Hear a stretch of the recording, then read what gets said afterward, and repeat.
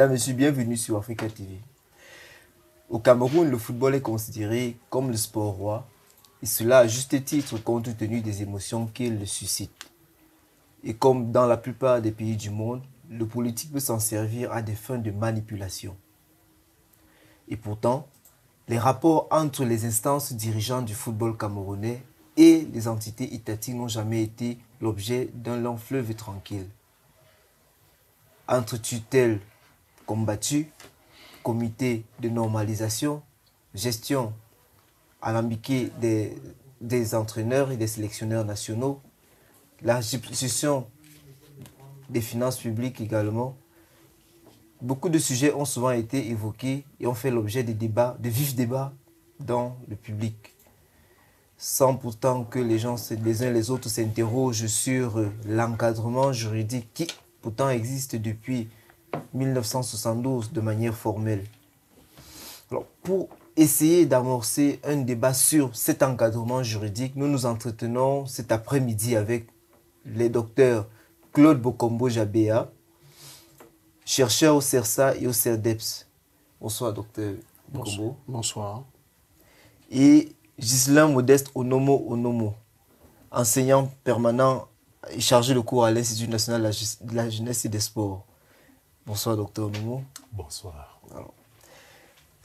L'ouvrage, mesdames, messieurs, qui nous sert de prétexte à cet échange est celui dirigé par le docteur Claude Bokombo Jabéa, L'État et l'équipe nationale de football au Cameroun, la Lex Lion indomptable de 1972 à 2014, dont le docteur Onomo est l'un des co-auteurs, avec une préface de Mathias Eric Oonangini et une postface de Félicité Koura Oonan Feugue. Pour rentrer dans ce débat, nous allons peut-être déjà questionner quelques concepts, le concept normateur de ce titre, le titre de cet échange, l'État, l'équipe nationale du Cameroun, la Lex Lion indomptable. Alors, docteur Bokombo, lorsqu'on parle d'équipe nationale du Cameroun, à quoi cela renvoie-t-il? Alors, on parlait d'équipe nationale du Cameroun en 1972. Depuis 2014, on parle des sélections nationales. Alors, le décret est plutôt le décret sur les sélections nationales depuis 2014. Il y a certes différents niveaux de sélection, mais ces sélections nationales sont agrégées autour de l'équipe nationale masculine que les Camerounais connaissent plus que les autres équipes, l'équipe féminine, que l'équipe U17, que l'équipe U15, donc, ou l'équipe Espoir, ou l'équipe cadette, ou l'équipe A'. Donc, il y a une série de sélections qui font qu'on parle d'équipe nationale du Cameroun. Mais quand on fait référence à l'équipe nationale du Cameroun, en général dans la littérature, on veut parler de l'équipe nationale masculine senior. Donc les Lions indomptables qui sont l'équipe Fagnon, voilà, ce qu'on appelle l'équipe Fagnon en général. Alors, le concept de l'ex-Lions indomptables est un concept qui permet de capter les règles qui sont produites par l'État autour de cette équipe nationale-là. Alors, ces règles vont des différents décrets que l'État du Cameroun a eu à prendre pour manager cette équipe nationale-là. Ces décrets ce sont des règles spécifiques, ce sont des règles spéciales parce que le Cameroun est l'un des rares pays au monde où l'État s'est penché sur son équipe nationale et a adopté un décret sur l'équipe nationale masculine en 1972 et a adopté un autre décret sur les sélections nationales de football. Nulle part dans le monde, il y a ce type d'encadrement juridique au niveau de l'État, par décret présidentiel d'ailleurs. Cela démontre très bien dans la hiérarchie juridique, la hiérarchie normative et pour le parallélisme des formes, qu'une équipe nationale soit dotée d'un décret, alors qu'il y a beaucoup d'autres instances de la société camerounaise qui attendent encore d'être encadrées par des textes juridiques. L'équipe nationale spécifiquement a un encadrement. La Lex Lions indomptables donc permet de capter toutes ces règles produites par l'État, mais d'indiquer aussi que d'autres règles aussi autour de cette équipe nationale qui ne sont pas d'origine étatique, qui peuvent quand même constituer le socle de cette l'ex-Lions indomptables. Il a été question d'analyser dans ce travail la première variété de règles, c'est-à-dire que les règles produites par l'État spécifiquement. On a mis volontairement de côté les règles produites par les organisations sportives internationales qui concernent cette équipe nationale. Parce que nécessairement, c'est ces organisations internationales qui créent l'équipe, c'est ces organisations internationales qui font que l'équipe participe aux compétitions. C'est la raison pour laquelle, dès l'introduction, il a été élagué clairement que cette l'ex-Lions indomptables va s'appesantir spécifiquement sur des règles produites par l'État du Cameroun au profit de l'équipe nationale, des sélections nationales de football. D'où le titre l'État et l'équipe nationale. Tout à fait, d'où le titre l'État et l'équipe nationale de football, la l'ex-Lions indomptables, analysée de 1972 à 2014. Alors, docteur Onomo, peut-être qu'on rentre dans l'histoire près de l'équipe nationale du Cameroun. C'est au fait que vous avez présenté dans votre contribution dans l'ouvrage. Pourriez nous faire un retour en voyage historique autour de l'équipe nationale du Cameroun? Merci bien de me passer la parole. Alors, on va dire que l'équipe nationale, naturellement, avant 72, ne s'appelait pas Lions indomptables. Mais avant ça, les résultats que cette équipe faisait n'étaient pas très loin de ce qu'on lui connaît aujourd'hui.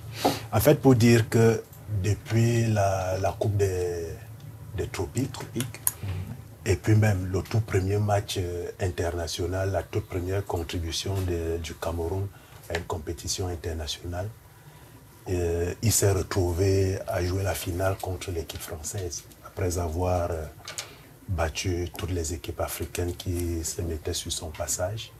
C'est l'équipe française qui a remporté la finale par 1-0. À l'occasion du tournoi de la communauté française. Tout à fait. Alors, vous voyez que dès l'entame, la marque était imprégnée et ce qui est arrivé par la suite jusqu'aujourd'hui n'est que la continuité de cette histoire-là. Après l'équipe nationale, on est passé au niveau des équipes du championnat qui prenaient part aux compétitions internationales pour représenter le Cameroun. Et là également, vous vous rappelez bien des équipes comme Oryx, comme Lion de Douala, comme Canon de Yaoundé et j'en passe, qui ont fait suffisamment de preuves à l'extérieur au point où un jour on a été obligé de dire que ces Camerounais-là, ils sont vraiment sorciers. Parce que sur le terrain, pas plus tard qu'il y a quelques mois en arrière encore, les Algériens ont fait les frais. Ils ont compris que même quand il reste une seconde, le Cameroun, c'est le Cameroun. Et impossible n'est pas Cameroun. Tout à fait. Donc, l'histoire des Lions indomptables, c'est une histoire marquée par des victoires impressionnantes les unes après les autres et parfois même surprenantes. Si on va regarder au niveau de la Coupe du Monde, après la raclée des léopards du Zaïre en Coupe du Monde, quand le Cameroun arrive en 82, personne ne vend cher sa peau, c'est d'autant plus que la grande majorité de l'équipe est composée des joueurs locaux. Je pense qu'il n'y a que des gens comme Tokoto, les rares comme Tokoto et peut-être les Mila qui étaient des internationaux, mais le Cameroun a fait ce qu'une équipe africaine n'avait jamais fait auparavant. 3 matchs nuls. Encore que dans les coulisses, certains disent que n'eût été des problèmes liés aux décisions de certains officiels, on serait passé au second tour sans trop de difficultés. Donc pour dire que les Lions indomptables, ce n'est pas aujourd'hui qu'ils ont commencé à faire des miracles sur les terrains de football. Ce n'est pas aujourd'hui qu'ils ont commencé à donner des vertiges aux adversaires, quel que soit le nom qu'ils portent. Mais c'est un peu dans la tradition et ils ne sont que dans la même lignée que ceux qui ont commencé depuis les années 60. Justement, c'est dans la particularité de l'action ou bien des actions autour des humains indomptables, l'on dit que la première participation des Lions, l'équipe nationale du Cameroun à l'époque, à une phase finale de la Coupe d'Afrique des Nations, avait été retenue sans l'aval du chef de l'État. Tout à fait. Il faut dire que ça a fait des émules. Et ça, tous ceux qui se sont intéressés un jour ou l'autre à l'équipe nationale du Cameroun ont certainement compris qu'à un moment donné, le Cameroun a été obligé d'organiser une Coupe d'Afrique, celle de 72, sans l'avoir voulu par l'instance la plus autorisée du Cameroun. Il savait tout simplement que le ministre des Sports et ses collaborateurs à Khartoum, à la fin de la Coupe d'Afrique de 70, au regard des résultats des Lions indomptables, se disent pourquoi pas nous? Sans avoir consulté Yaoundé, ils prennent la décision de poser la candidature du Cameroun pour l'organisation de la Coupe d'Afrique de 1972. Et quand ils arrivent au Cameroun, ils sont fiers, ils sont zélés, ils sont sûrs qu'ils ont fait quelque chose d'exceptionnel, positivement bien entendu.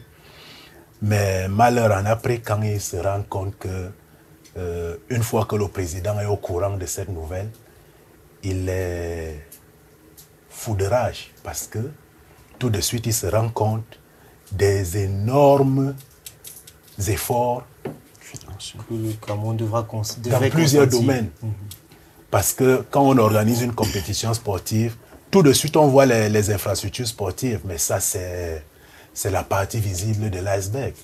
Parce que le côté sanitaire, le côté communicationnel, il y a tout autour du football, c'est pratiquement un tout. C'est pour ça qu'aujourd'hui, ou alors c'est même des traditions, et elles sont nombreuses, les villes qui choisissent d'organiser des compétitions sportives d'un niveau suffisamment élevé pour profiter et se développer. Vous arriverez dans certaines villes, on vous dira le tramway que vous voyez là, il a été créé dans cette ville à l'occasion de telles compétitions internationales sportives.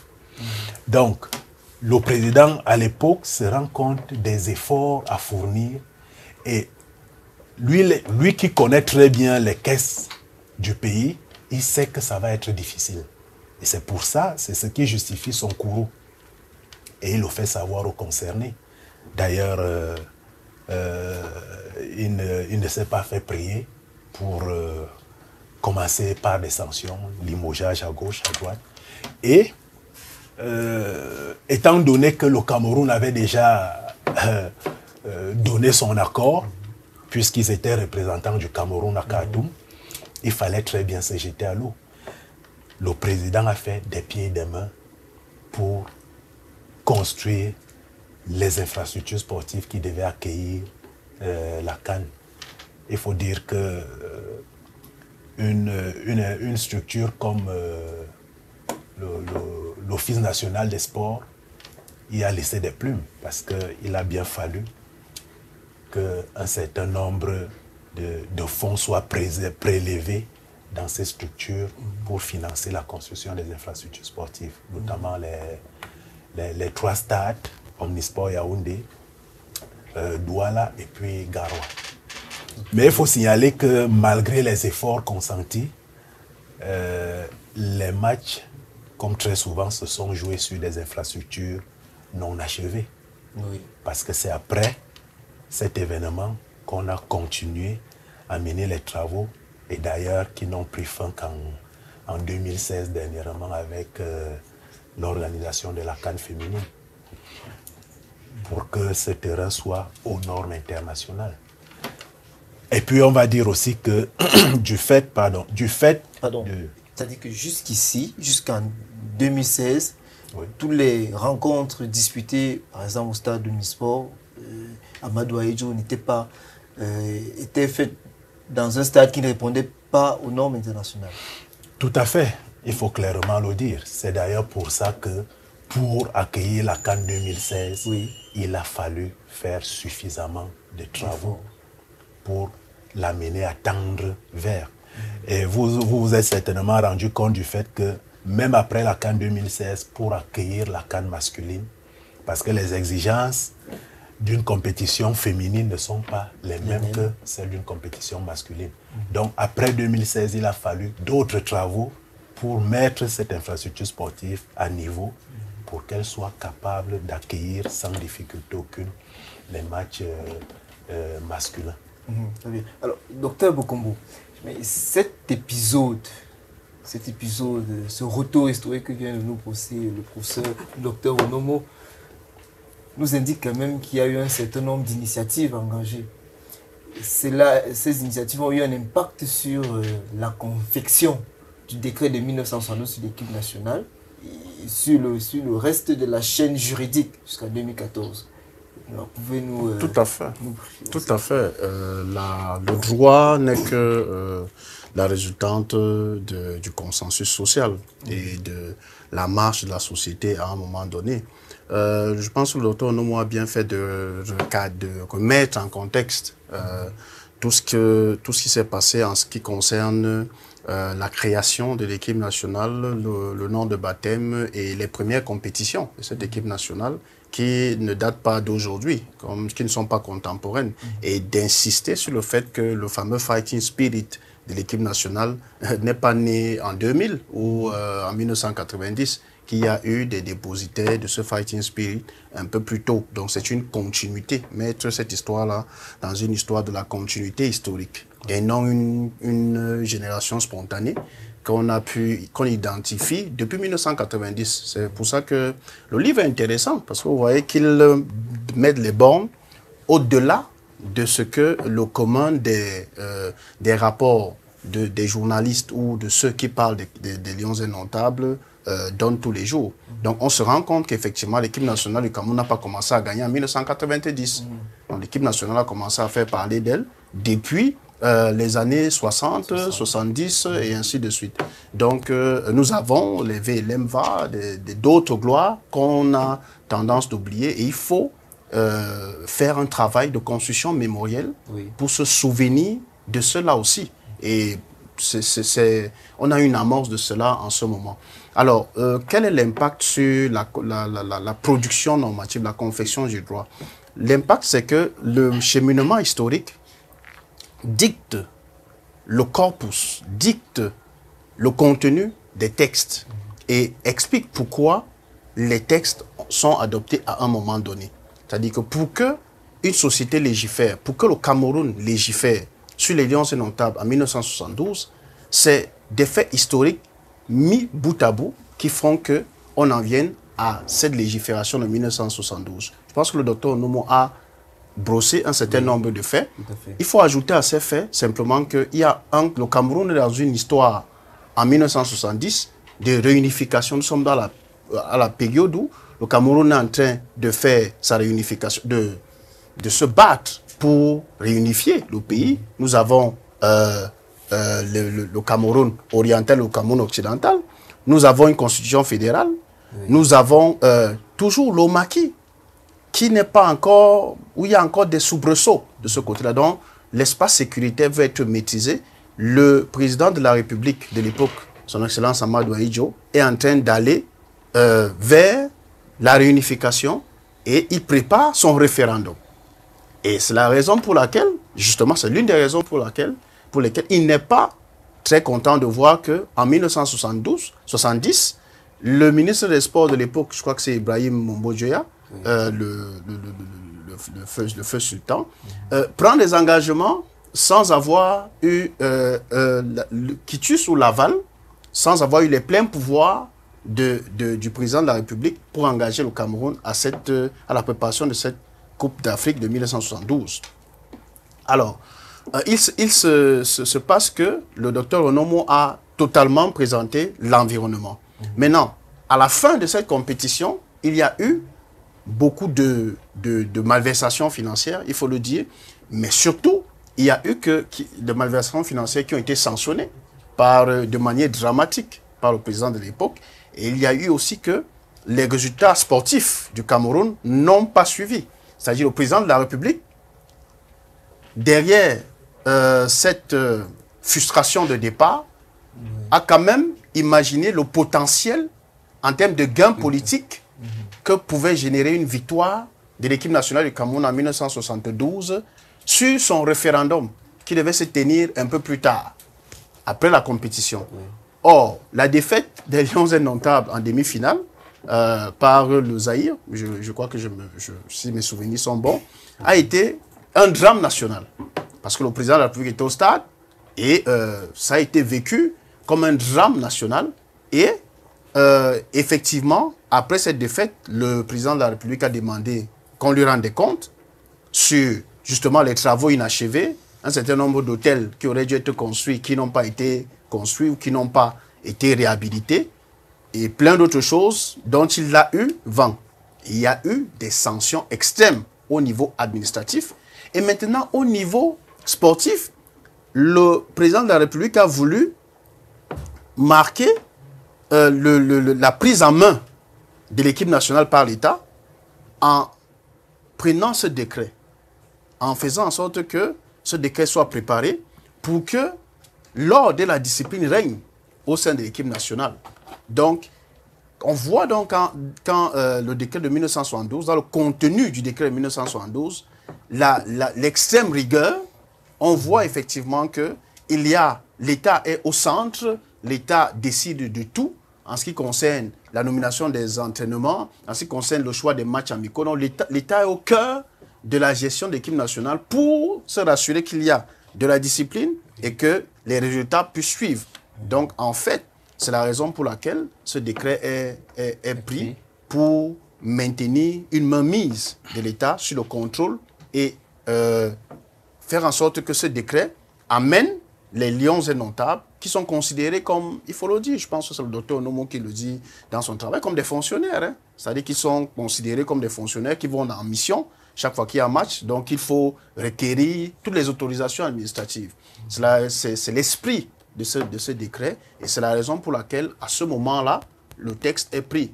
Alors, maintenant, si on doit aller vers la longue durée, on peut toujours parler de 2014, si vous le voulez bien un peu plus tard, mais comme vous êtes dans des logiques historiques, c'est la raison pour laquelle, à ce moment-là, il y a eu cette nécessité de prendre ce décret de 1972. Ça vient de la frustration extrême des autorités politiques camerounaises qui espéraient des gains politiques énormes de la victoire des Lions indomptables à cette Coupe d'Afrique pour assurer un oui massif au référendum sur la réunification. Alors, c'est la raison pour laquelle donc, ce décret a été adopté dans ces conditions-là. Justement, à cette période-là, 3 équipes, à la faveur de ce décret, 3 structures sont engagées dans le processus managérial ou bien de gestion quotidienne des lieux indomptables. L'Office national des sports, la FECAFOOT et le ministère des Sports. Il semble que la FIFA interviendra un peu plus tard à partir des années 90. C'est bien cela. C'est bien cela. Tout à fait, tout à fait. Au départ, effectivement, il y a l'Office national des sports et le ministère des Sports qui sont les facettes étatiques qui traitent avec la FECAFOOT, avec la fédération et naturellement la fédération qui est la troisième structure. Mais comme je le disais tantôt, rapidement, l'Office national des sports a disparu parce qu'il a fallu prélever tout ce qu'il pouvait y avoir comme disponibilité financière et affecté dans l'organisation de la Coupe d'Afrique des Nations de 1972. Donc, on se retrouve avec la FECAFOOT et le ministère des Sports qui font chemin ensemble sans trop de difficultés parce que jusque-là, le président de la fédération est nommé. Oui. Donc, il n'y a pas de raison que lui qui est nommé, le ministre qui est nommé, se retrouve en situation conflictuelle. Non, tout était rangé dès le haut. Donc, chemin faisant, on se retrouve avec la FIFA qui intervient comme troisième structure. Et c'est à partir de cette intervention de la FIFA que commence les soubresauts au niveau administratif et même qui se poursuivent sur le terrain du football camerounais.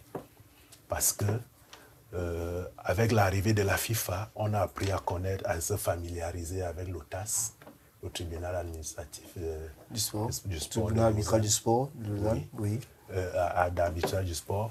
On s'est familiarisé avec toutes les structures juridiques de la FIFA, au point où je suis sûr qu'il y a des Camerounais qui connaissent l'OTAS, mais ne savent même pas qu'il y a la CCA qui existe. Donc, effectivement, ces trois entités évoluent depuis plusieurs années, mais il faut dire que c'est dans un environnement qui a presque toujours été conflictuel.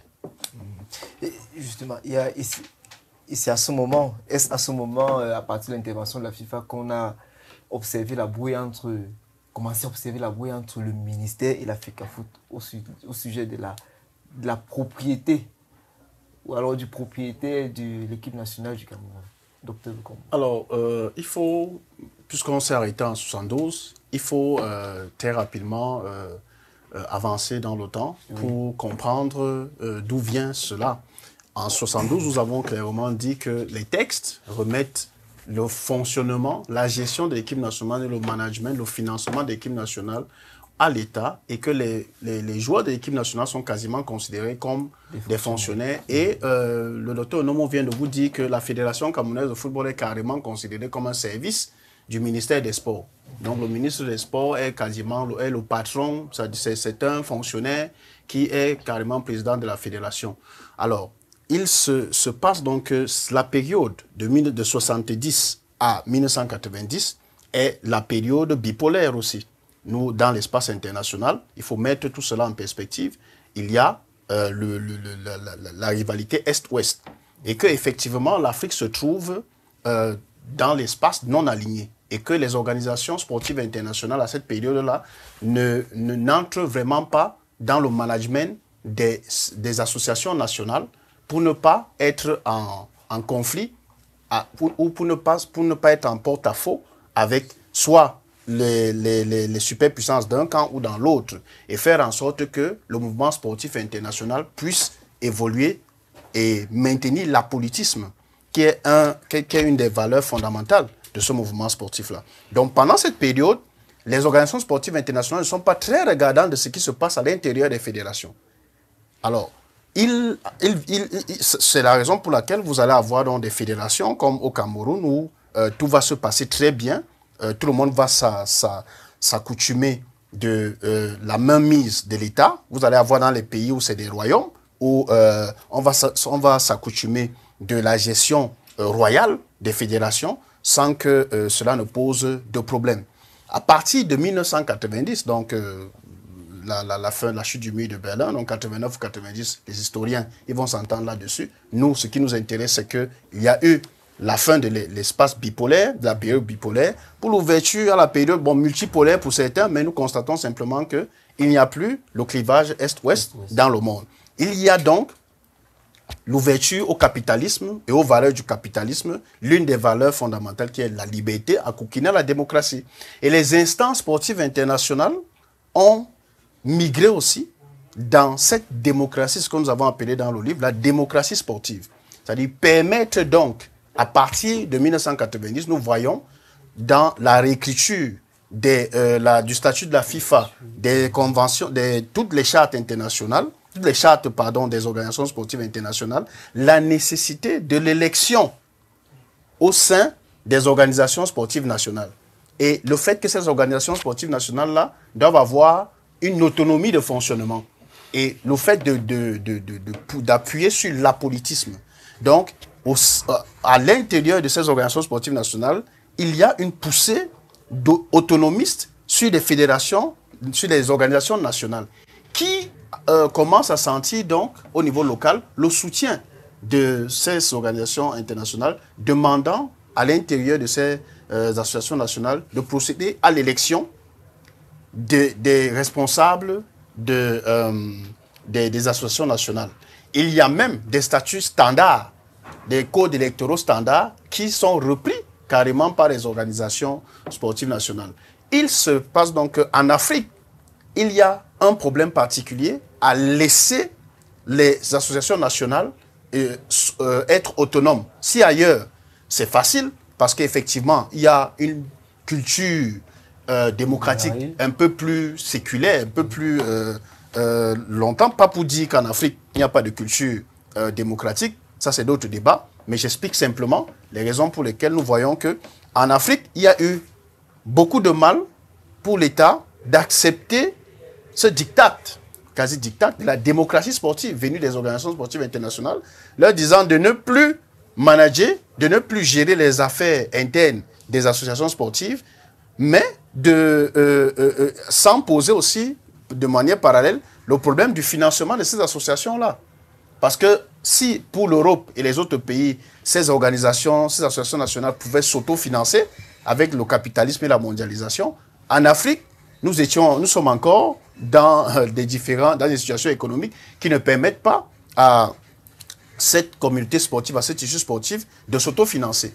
C'était donc une situation ambiguë entre les organisations sportives qui demandaient, sur la base de la démocratie sportive, aux associations nationales d'être autonomes et les États qui finançaient exclusivement toutes les activités de ces organisations, de ces associations nationales africaines qui n'entendaient pas du tout lâcher du lest, qui entendaient rester maîtres et monopoleurs du management et du financement de ces associations.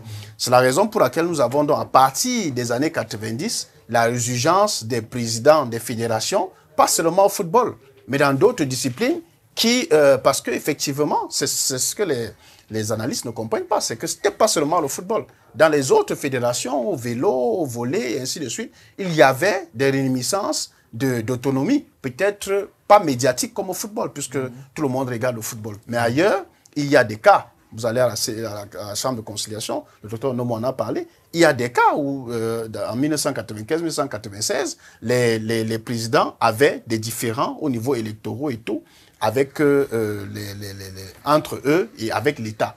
Donc, à partir de ce moment-là, nous avons vu des présidents de fédération qui n'entendaient plus que les États africains et au Cameroun leur dictent ou managent à leur place. Ils avaient donc des textes au niveau de la FIFA qui leur permettaient d'identifier les actes d'ingérence, d'interférence gouvernementale. Alors, c'est soit l'interférence gouvernementale, les articles 17 de 1990 qui se sont transformés, soit alors c'est l'ingérence gouvernementale. Ça dépendait de la phraséologie. Donc, c'est à partir de ce moment-là que nous avons commencé à avoir des présidents qui refusaient carrément que l'État manage, mais acceptaient, d'un autre côté, c'est pour ça que cette attitude était hybride, acceptaient les financements, mais refusaient l'ingérence managériale, parce que les textes leur permettaient de le faire. C'est donc à partir de ce moment-là que nous sommes installés dans ce rapport, dans ce duel basé sur les textes, ce que prévoit la FIFA et ce que fait l'État à l'intérieur au niveau camerounais.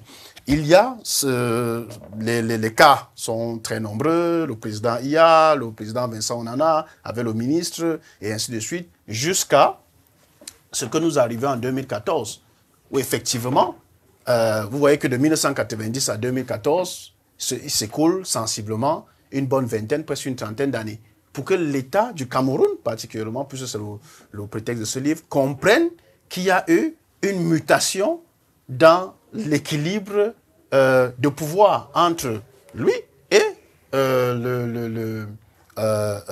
l'association nationale, la fédération. Donc, c'est la raison pour laquelle le décret de 2014 arrive. Le décret de 2014, c'est une gestation, c'est une reconnaissance. Parce que quand vous voyez, vous mettez les éléments de langage du décret 72, où on disait l'État doit, l'État exécutera. Donc, vous voyez que la fédération n'avait quasiment rien à faire. Or, dans les éléments de langage du décret de 2014, vous voyez que conjointement avec la fédération, vous voyez que les termes sont totalement différents. C'est cette histoire qui doit être mise en perspective avec ce qui se passait dans l'espace mondial, qui fait qu'il y a eu des frictions et des duels entre les présidents de fédération au Cameroun et l'État pendant longtemps, qui se sont soldés par le décret de 2014 pour essayer de définir les rôles. Parce que l'État du Cameroun, de 1990 à 2014, a passé dans sa production normative, que ce soit le texte sur l'équipe nationale, que ce soit la charte de 96, la loi de 2011, la loi de 2018 sur le sport, l'État a passé le temps à redéfinir son rapport avec les organisations sportives, la communauté sportive nationale. Après cette peinture purement juridique, j'ai bien envie de savoir clairement, après un débat qui a couru dans l'espace public, à qui appartient l'équipe nationale de football, l'équipe nationale Fagnon, je veux dire. On a certainement eu la dernière actualité la plus visible, une des dernières, certainement le jeu, ou alors le débat, ou alors le litige entre le ministre des Sports et le président de la FECAFOOT au sujet de la désignation du sélectionneur de l'équipe nationale Fagnon. À qui appartient l'équipe nationale du Cameroun? Qui est chargé de l'assumer, de la gérer? Alors, quelles sont les tâches réparties entre les deux panélistes? Alors, pour répondre un peu à cette préoccupation, il faut dire que le docteur Bekombo venait de l'évoquer. L'équipe nationale, on dit bien nationale, c'est l'équipe du Cameroun. Elle appartient à l'État camerounais. Mais sauf que elle est régie d'une part par les lois camerounaises et d'autre part par les lois de l'institution fêtière qui est dans le cas du football, la FIFA. Et dont la FECAFOOT est le représentant local. Tout à fait. Et comme il venait de le dire, la FECAFOOT, si on regarde la trajectoire dans l'histoire, on est parti de la dépendance totale, financière, ressources humaines et autres, de la dépendance totale de l'État, à progressivement des activités, oui, une certaine autonomie et des activités conjointes. Oui. Le décret 2014 dit clairement que la gestion administrative et technique des équipes des sélections nationales de football relève de la FECAFOOT. Point. Cependant, la gestion financière et sécuritaire relève ou alors est conjointement assurée par la FECAFOOT et l'État. Vous voyez très bien que, comme il le disait, au niveau des mots utilisés, on passe de la domination totale à la gestion conjointe. Bon, c'est pour dire que le combat n'est pas fini. Et loin de là. Parce que, comme je le disais, on a d'une part les textes de la FIFA, comme il le dit, qui met un accent sur le côté démocratique et qui a le doigt posé sur la gâchette, la menace de l'exclusion. Et ça, la plupart des pays africains n'aiment pas entendre parler de l'exclusion par une institution fêtière. Ça fait donc que, à chaque fois que la FIFA se rend compte qu'il y a une menace d'ingérence, elle va poser le doigt sur cette gâchette-là. Et très souvent, c'est un rétropédalage de l'institution, de l'État concerné. Bon, quelques pays ont accepté de façon très volontaire d'être exclus, mais pourvu qu'elles résolvent le problème qui se pose de façon ponctuelle. Mais chez nous au Cameroun, vous comprenez très bien que l'équipe nationale appartient, tel que je le disais dans le décret de 2014, à la FECAFOOT, sous couvert de la FIFA, et à l'État camerounais. Alors, docteur Bougon, quel serait l'intérêt à intégrer dans le même dispositif normatif d'attribuer plutôt une compétence à l'instance fêtière et puis après souligner sur un poste sur deux aspects, l'aspect sécurité, l'aspect financier, le confier à la gestion conjointe de l'instance fêtière et de l'État? Bon, est-ce une spécificité camerounaise également? Bon, c'est une spécificité camerounaise puisque le Cameroun est particulier, c'est un cas sui generis, c'est-à-dire qu'il y a des textes, mais il y a les coutumes juridiques qui sont plus puissantes que les textes au Cameroun. Et je pense que ce n'est pas la première fois que j'en parle. J'ai toujours dit que le Cameroun, les textes sont bien faits, mais il y a la pratique coutumière qu'il ne faut pas éluder dans l'analyse des textes. Avant de revenir rapidement sur la question de compétences dont vous avez parlé, j'aimerais essayer de clarifier un certain nombre de choses. La première chose, c'est qu'il faut, pour répondre à la question de savoir qui est propriétaire d'une équipe nationale, rentrer dans l'histoire de la création, de la constitution des équipes nationales. Le football a commencé à se jouer dans les années 1810-1820 de manière structurée en Angleterre et en Grande-Bretagne, pour ne pas se tromper, en Grande-Bretagne. Et dans les années 1810-1820, où le football a commencé à se structurer autour des universités, des grandes universités britanniques, il y a la constitution, ce football s'est constitué dans le tissu associatif. Donc ce sont des associations, des clubs sportifs universitaires qui ont structuré, créé des règles. C'est la raison pour laquelle d'ailleurs nous avons le board pour le football qui est en Angleterre, qui ont créé des règles sur ce sport-là. Donc le sport est issu du tissu associatif universitaire britannique dans les années 1810-1820. Les premiers matchs structurés, c'est en 1830, où effectivement il y a des matchs entre des différentes universités. Et le premier match international des équipes de ce qu'on peut considérer comme des équipes nationales représentant des nations s'identifie en 1870 entre une équipe l'équipe d'Angleterre et une équipe d'Irlande constituée d'Irlandais vivant en Angleterre, jouant dans le championnat de l'association sportive de l'association sportive britannique qui s'appelle la FA. À l'époque, on parle de 1870. L'Angleterre, l'État, n'a rien à voir avec la création de cette équipe d'Angleterre qui a joué ce premier match, autant que l'équipe d'Irlande était constituée d'Irlandais qui vivaient à Londres pour jouer ce match et qui ont bien représenté l'Irlande. Donc il faut bien rappeler ces éléments historiques pour comprendre que les équipes nationales sont constituées dans la logique de la pratique professionnelle du football. Les États n'y ont joué aucun rôle du tout. Donc, ces équipes se sont constituées, l'équipe du Uruguay, toutes ces équipes-là se sont constituées pour participer aux compétitions sportives. Je rappelle que la FIFA, c'est 1905. La FIFA, c'est 1905.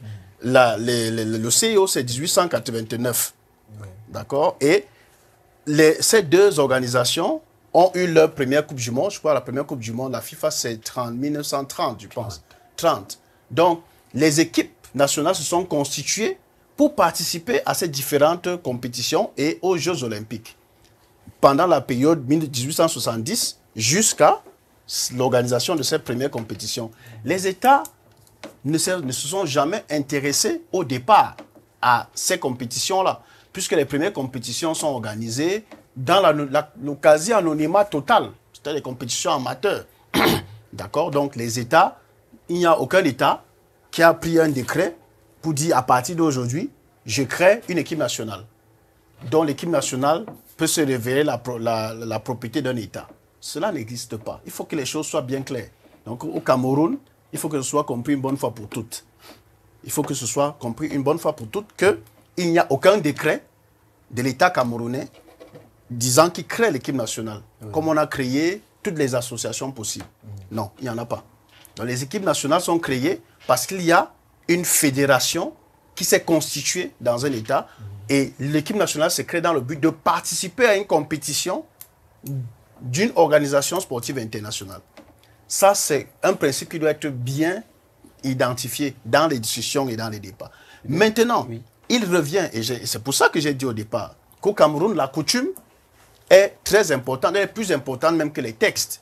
Il revient maintenant que dans la pratique coutumière camerounaise, on a constaté que pour prendre des décisions tout autour de l'équipe nationale, il y a certes les textes, d'où l'intérêt du livre.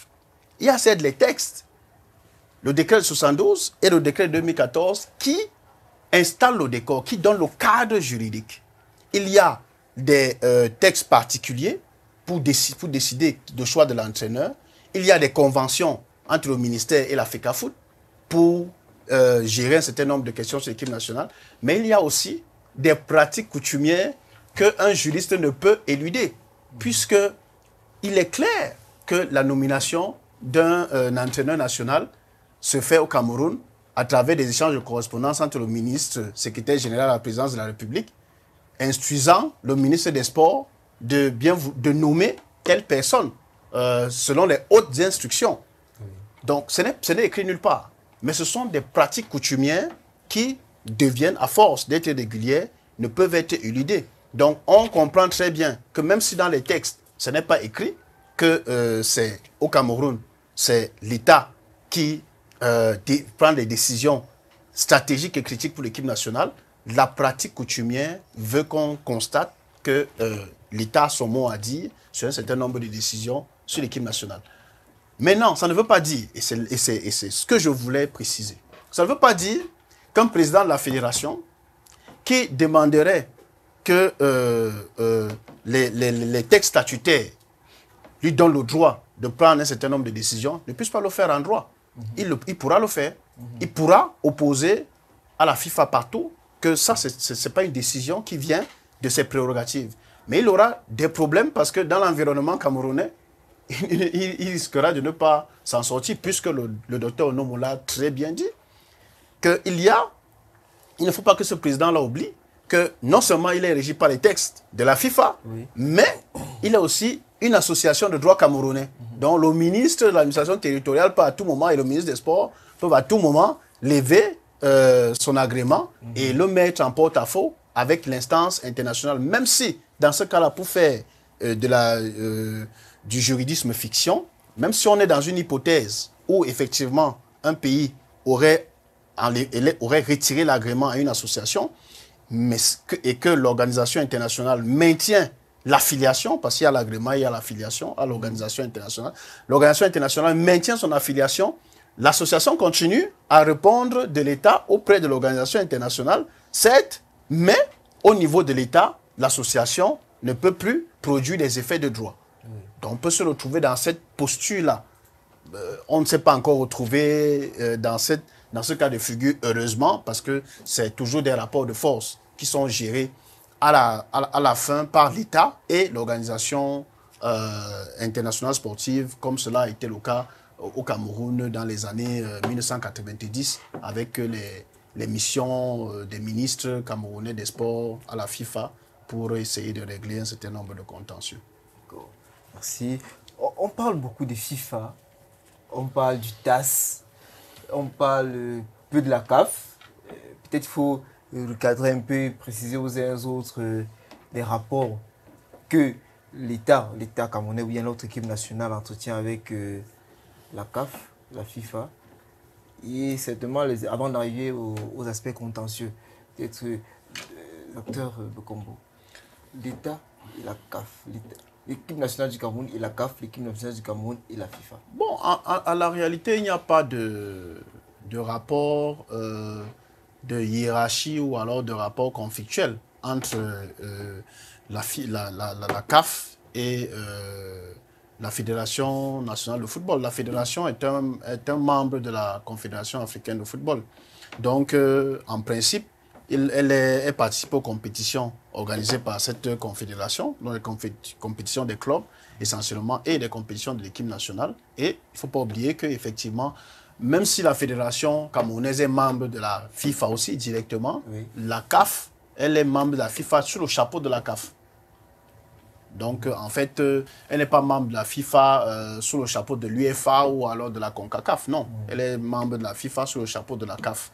Donc, c'est pour ça que je parlais d'absence de rapport hiérarchique, parce que, bien entendu, la CAF est représentée à la FIFA. La CAF a des postes spécifiques à la FIFA au vu de la rotation géographique.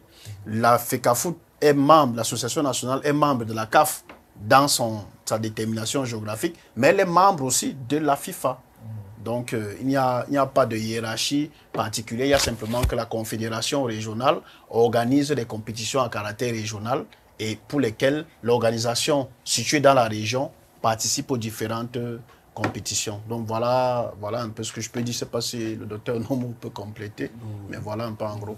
Ben, je ne dirais pas forcément autre chose, mais sinon, c'est un peu comme si on rentrait dans une famille. Il y a un chef de famille qui est l'instance fêtière mondiale, la FIFA. Il y a Un grand frère. une mère même, Voilà. qui est la CAF, qui gère tout ce qui se passe en interne, donc sur le continent. Et maintenant, il y a un enfant qui est la FECAFOOT. Donc, c'est un peu étagé de cette façon-là. À chacun ses prérogatives, à chacun ses droits et à chacun ses devoirs. Il faut tout simplement que dans leur rapport, chacun essaye de les respecter pour que les choses se passent à merveille. Mais le problème vient donc justement au niveau du positionnement de chaque État. Comme il a si bien dit, parce que l'État est le principal pourvoyeur, il est difficile de l'accepter quand il doit financer et de lui dire « Niet, j'ai pas besoin de toi » quand il demande les comptes. C'est un peu cette zone d'incertitude qui fait en sorte que chacun essaie de tirer la couverture de son côté et on se retrouve un peu avec des conflits. Sauf que l'arbitrage, de temps en temps, au niveau de la CAF, au niveau de la FIFA, viennent, comment dire, ces deux structures internationales viennent quelque part jouer le rôle d'arbitre au niveau des structures nationales. Alors, docteur Onomo, je vous relance immédiatement sur les aspects contentieux. On parle beaucoup de contentieux. Il ne se passe pas une année depuis un peu plus d'une dizaine d'années sans qu'on entende dire le Cameroun est à la CAF, la fédération à la CAF, il y a un contentieux entre on parlait d'ailleurs à un moment de l'Assemblée générale de 2009. Bon. Pourtant, il y a la Chambre de conciliation et d'arbitrage du Comité national olympique et sportif du Cameroun en interne. Comment en est-on arrivé là? Comment quitte-t-on de l'interne pour tomber directement au TAS sans pouvoir imaginer des mécanismes de résolution en interne et davantage à partir de la CCA?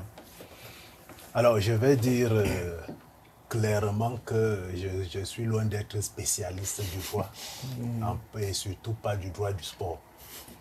J'ai en face de moi Dr Bekombo qui est dans son rôle à ce moment-là. Mais je dirais quand même il complétera la tout question. à fait. Je dirais tout de même que comme chaque structure, on l'a vu, il y a la loi nationale. Donc au niveau, tout ce qui est géré au niveau du Cameroun, il y a une façon de faire. Et le droit prévoit que si on n'est pas satisfait par cette juridiction, on peut saisir une qui est supposée être supérieure. Un peu comme le tribunal de première instance et puis deuxième et puis Cour suprême. Quand on arrive après la Cour suprême, je peux me tromper, je crois qu'il n'y a plus rien.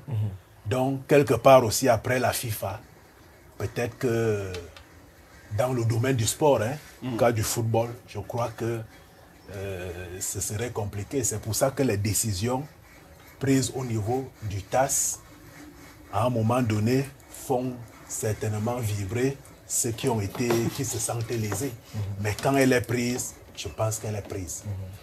Et il fallait bien que ceux qui ont mis sur pied ces institutions prennent la peine de trouver, comment dire, un niveau où on clôture les contentieux. Donc, quand telle instance a pris la décision, je crois qu'à un moment donné, il n'y aura pas l'instance de l'instance. Mais c'est ce que je peux un peu dire. Et au niveau donc du Cameroun, ça fait des décennies que le football camerounais ne se joue plus vraiment sur le terrain, mais dans les bureaux, dans les tribunaux. Et à chaque fois que la CCA a donné raison ou tort à un plaignant qui estime que la situation ou alors le cas n'a pas été géré comme il le voulait, ben, il estime qu'il peut aller au niveau supérieur. Et comme le supérieur, c'est forcément le TAS, sauf si je me trompe, on se retrouve donc pour presque toujours au TAS parce que c'est après l'OTAS, on est sûr qu'il n'y a plus rien d'autre. Ça fait donc que, connaissant le côté relationnel, le côté fonctionnel, que les uns estiment pas très bien au niveau de la CCA, on n'est pas surpris qu'à chaque fois qu'il y a une plainte au niveau des institutions nationales, parce qu'on n'est pas satisfait, que le plaignant n'aille même pas au niveau africain, mais qu'il se retrouve au niveau du TAS. Et il est sûr que là-bas, la décision qui va tomber fera trembler même l'État. Donc, c'est pour ça que, un peu comme pour dire, autant aller une fois là où on aura la décision finale, que de traîner à avoir des petites victoires que les uns et les autres refuseront d'exécuter. Ils pourraient être contestés. Tout à fait. Alors, docteur Bukombo, qu'est-ce qui nous amène au TAS? Et pourquoi le TAS et pas immédiatement la CCA? Bon, ce qui nous amène au TAS, c'est des contestations. C'est-à-dire que les justiciables sportifs, la justice sportive est construite de telle sorte, je pense que le docteur Onomo, il disait certes qu'il n'est pas spécialiste de ces questions, mais il a dit si l'ensemble des membres de la communauté sportive nationale retenaient simplement ce qu'il a dit, on n'arriverait jamais à ne pas douter de notre justice sportive. C'est-à-dire c'est une justice qui est spécifique, c'est une justice corporatiste. C'est-à-dire que c'est les membres d'une corporation qui se mettent ensemble pour décider de quelle instance il faut saisir en premier ressort quand il y a un certain nombre de types de problèmes, c'est-à-dire les problèmes qui sont liés à l'éthique, à la violation d'un texte, ou alors aux effets financiers, aux effets économiques issus du sport. Très simplement. Donc, à partir de ce moment-là, on sait que s'il y a un problème à l'intérieur d'une fédération, il faut saisir soit les commissions d'homologation et de discipline, ou alors à l'intérieur de la fédération, saisir la commission de recours. Maintenant, si à l'intérieur de la fédération, on n'a pas pu régler la question, il y a, à partir d'une directive du CIO, qui a demandé que les pays instituent, afin que le TAS, qui a commencé à travailler à la fin des années 90, afin que le TAS ne soit pas submergé par un certain nombre de questions, qu'au niveau national, qu'on règle en premier et dernier ressort de ces questions de contentieux du sport. Alors, l'objectif du contentieux sportif, c'est de faire en sorte que les membres de la même corporation s'entendent. Ça veut donc dire que dans la corporation, il faut pouvoir négocier, discuter. Et ce contentieux sportif est spécifique parce que à partir du moment où un acteur est victime d'une violation d'un texte ou alors des effets financiers du sport ou alors une question éthique, ce membre de la communauté sportive peut exciter devant les instances sportives. Et ces instances sportives sont constituées par des membres de la corporation qui connaissent effectivement non seulement les textes, mais l'environnement pour pouvoir régler les différentes questions. Il faut donc retenir que c'est donc plus une justice de transaction et de négociation qu'une justice telle que le droit positif le conçoit, puisque on peut s'entendre sur tout, en fait. Donc, si vous vous retrouvez dans un processus qui part de la fédération, arrive à la chambre de conciliation et d'arbitrage et continue jusqu'au TAS, ça veut dire que dans différentes phases de la procédure, les membres de la corporation n'ont pas pu s'entendre sur ces questions-là. Aussi simplement que cela. C'est la raison pour laquelle vous avez des actions qui sont au TAS, au Cameroun. Maintenant, pour le Cameroun spécifiquement, ce qu'on peut dire en analysant ce qui se passe et en analysant le recours que certains considèrent comme intempestif au TAS, c'est qu'il y a une médiatisation de ces affaires qui est outrancière, à mon sens.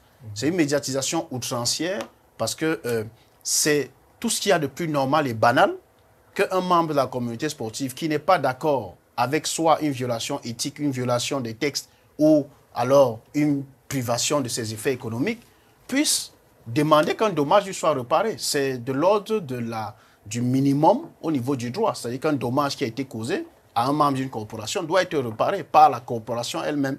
Et si le justiciable ne reçoit pas la satisfaction, il peut utiliser dans toutes les branches qui s'offrent à lui pour s'assurer que ce dommage-là cesse. C'est la raison pour laquelle je suis souvent ahuri de voir que des affaires simples de contestation fassent l'effet d'émissions pléthoriques sur lesquelles on peut dire tout et son contraire, il faut aussi le dire clairement, sur des choses qui sont somme toute banales. Mais nous constatons aujourd'hui, avec ce qui se passe à Africa Foot, que tout se termine par une transaction. Peu importe les affaires qu'on peut avoir dans le circuit des instances juridictionnelles sportives, il n'en demeure pas moins que tout se termine par une transaction, comme cela a été le cas pour les affaires que vous connaissez, que je ne citerai pas. De 2009. Voilà. Donc tout se termine par une transaction. Donc ça veut dire que tout le monde ne doit pas oublier que c'est une justice transactionnelle. C'est une justice transactionnelle, c'est-à-dire qu'on négocie au meilleur de ses intérêts à l'intérieur de la coopération, de la corporation. Quand cela est fait, cela ne doit pas susciter tant d'émotions et tant de médiatisation, à mon sens.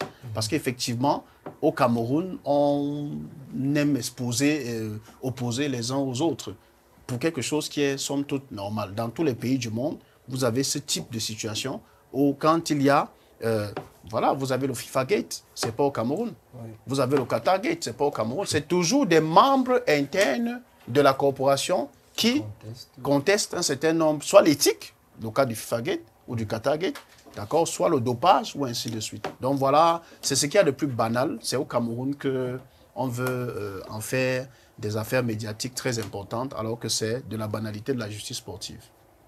D'accord, mais peut-être parce que les acteurs qui sont de l'autre côté se disent qu'on en a marre. Peut-être parce que le fait de la médiatisation est le fait de ces acteurs qui se sentent plus ou moins épuisés. Bon, je ne sais pas si les acteurs sont épuisés. Ce que je veux dire, et je veux le mettre très clairement, c'est qu'un justiciable sportif est comme un justiciable dans le droit civil. S'il estime que ce soit un club, que ce soit un sportif ou alors un dirigeant sportif, s'il estime qu'il a des réclamations ou des dommages qui ont été causés sur le plan économique, sur le plan de l'éthique ou sur le plan de la violation d'un texte, il y a des règles, il y a des instances juridictionnelles internes où il doit se faire prévaloir de la réparation de cette violation. Donc ce n'est pas, et j'insiste, ce n'est pas une question cosmétique. Et il faut retenir, c'est pour ça que je dis que tout le monde doit retenir que celui qui continue même à maintenir une action a peut-être besoin justement que le réflexe transactionnel rentre auprès de ceux qui peuvent faire cesser la question. Parce que vous avez des exemples, je pense que on ne va pas citer des noms, mais il y a des gens qui ont maintenu cela et qui ont fait l'objet de transactions et ont abandonné leur poursuite. Cela démontre quel est le caractère de cette justice sportive. Elle est essentiellement une justice de négociation, de transaction, elle est essentiellement corporatiste. Bon, merci, Dr Claude Bokombo. Je vous en prie. Merci, Dr Onomo. Nous rappelons, mesdames, messieurs, que l'ouvrage prétexte de cet entretien, de cet échange, est l'État et l'équipe nationale du Cameroun, l'équipe nationale de football au Cameroun, l'Alex Lion indomptable de 1972 à 2014, dirigé par Claude Bokombo Djabéa, avec Dr Onomo comme co-auteur, l'un des co-auteurs. Dr Onomo est je rappelle, il est le coordonnateur des cafés de l'INJS. Le chef de centre de recherche en sciences et techniques des activités physiques et sportives à l'INJS. D'accord. Et coordonnateur du café des laboratoires de l'INJS. D'accord. Et le docteur Bokombo est le coordonnateur du CERSA. Tout à fait. Par ailleurs, chercheur au CERDEPS. Tout à fait. De l'Université de Yaoundé 2. C'est cela. Okay. Merci beaucoup. Mesdames, Messieurs, merci de nous avoir suivis. Nous vous donnons rendez-vous pour un autre format avec des thématiques sur les aspects matériels de l'Alex Lion indomptable. À très bientôt sur Africa TV.